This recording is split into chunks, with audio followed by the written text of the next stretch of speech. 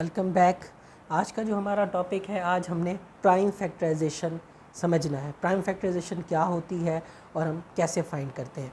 अच्छा जी, इसके अंदर दो अल्फाज है, एक है प्राइम, दूसरा है फैक्टराइजेशन। फैक्टराइजेशन का मतलब होता है हमने अपने गिवन नंबर्स को उसके मल्टीपल्स, ऐसे मल्टीपल्स जिनको अगर आपस में मल्टीप्लाई करें वही आंसर आ जाए। जैसे मिसाल के तौर पर हमारे पास एक नंबर है 20, तो इसके फैक्टर्स क्या हो सकते हैं, 5 क्रॉस 4 भी हो सकता है, इसके जो है ना वो 10 क्रॉस 2 भी हो सकता है, इसके फैक्टर 20 क्रॉस 1 भी हो सकता है। ये सारे इसके फैक्टर्स हैं। बट यहाँ पर हमने सिर्फ फैक्टर्स नहीं फाइंड करने, हमने ऐसे फैक्टर्स फाइंड करने हैं जो क्या हो, प्राइम नंबर्स हों। प्राइम नंबर क्या होते हैं, मेरी इसी 5 मिनट बेसिक मैथ सीरीज़ के अंदर एक अलहदा से लेक्चर पढ़ा है जिसमें हमने तो 2-3 नंबर्स यानी even numbers, odd number, prime numbers और कंपोजिट नंबर का डिफरेंस समझाया है, तो उसे आप देख लें। वैसे मैं यहाँ पर बताता चलूँ, ऐसे नंबर जो या तो अपने आप पर डिविजिबल होते हैं या 1 पर होते हैं, उनको प्राइम नंबर्स कहते हैं। यहाँ पर मैंने एग्जांपल दी है, जैसे 2 है, 3 है, 5 है, 7 है, 11 है, 13 है।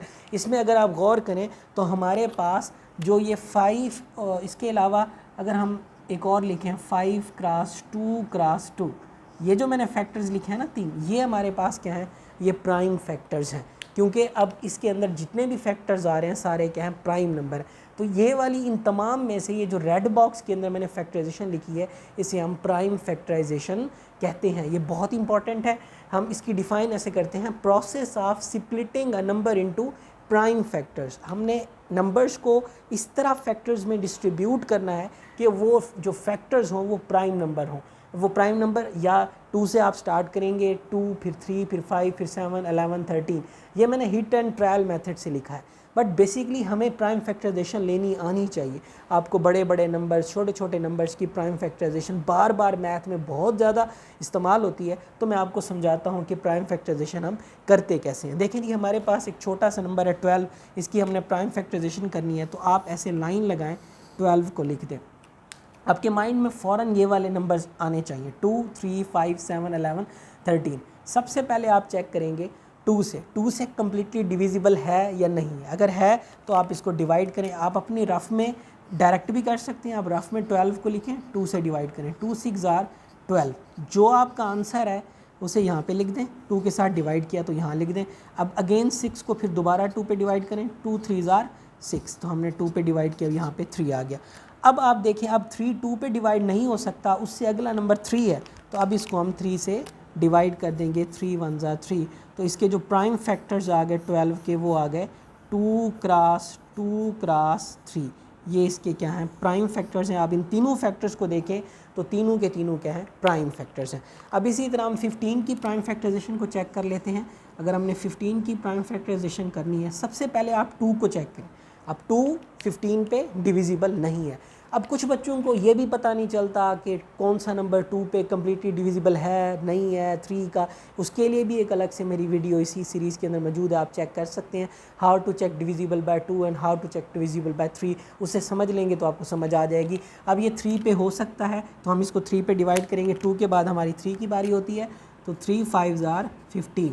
अब डायरेक्ट अब 5 दोबारा अगेन 2 से नहीं हो सकता, 3 से भी नहीं हो सकता, अब 5 5 से होगा, तो 5 1 आर 5। तो हमारे पास इसकी फैक्टराइजेशन क्या आ जाएगी, 3 क्रॉस 5। अब आपने गौर किया हो कि मैंने इधर जब ये प्रोसेस करा रहा था तो मैंने ये डिवीजन की है, यहाँ पर मैंने डिवीजन नहीं की। एक्चुअली ये डिवीजन होती है जब आप शार्प हो जाते हैं, जब आप प्रैक्टिस इतनी ज़्यादा हो जाती है कि आप ये डिवीजन यहीं पे कर सकते हैं। अगर आपको डिवीजन में प्रॉब्लम है तो आप ये डिवीजन यहाँ पे चेक कर लें। जैसे आप 3 पे कर रहे हैं तो 3 5 आर 15 आया, तो वही 5 आंसर है जिसको हमने यहाँ पर लिख दिया। अब हम दोबारा 21 की भी देख लेते हैं जी। हम 21 की यहाँ पर हम 21 को लिख देंगे। अब हम 21 को सबसे पहले 2 से चेक करें, ये 2 से नहीं हो सकता, 3 से चेक करें, हो सकता है। अब रफ में आप 21 लिखें, 3 से डिवाइड करें, 7 3 आर 21, तो यहाँ पे 3 और यहाँ पे 7। अब 7 की बात है तो ये 2 पे भी नहीं हो सकता, 3 पे भी नहीं हो सकता, 5 पे भी नहीं हो सकता, डायरेक्ट 7 पे होगा, तो 7 1 आर 7। तो इसकी जो प्राइम फैक्टराइजेशन आएगी वो आ जाएगी 3 क्रॉस 7।